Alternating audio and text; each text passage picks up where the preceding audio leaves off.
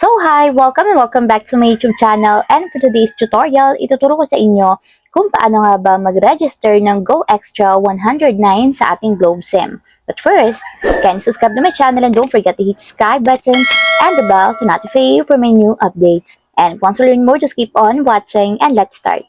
So ayan guys, for today's video mula sa ating mobile device, pumunta lang tayo sa dial ng ating phone.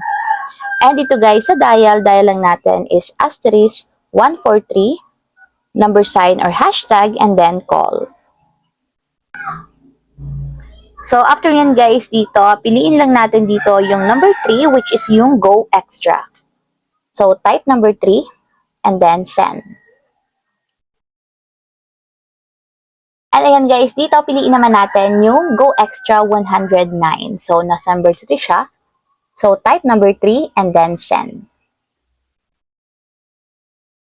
So, ayan guys, nakalagay dito kapag doon nag-register tayo ng Go Extra 109, makakakuha tayo ng 10 GB na data para sa lahat ng sites.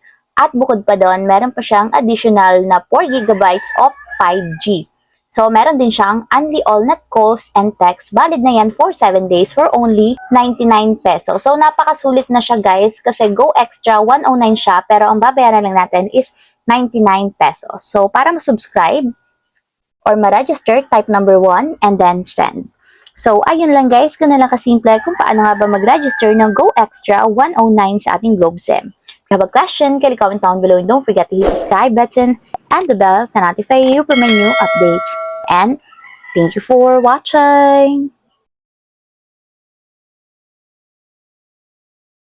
Living life, every day, late at night, not okay.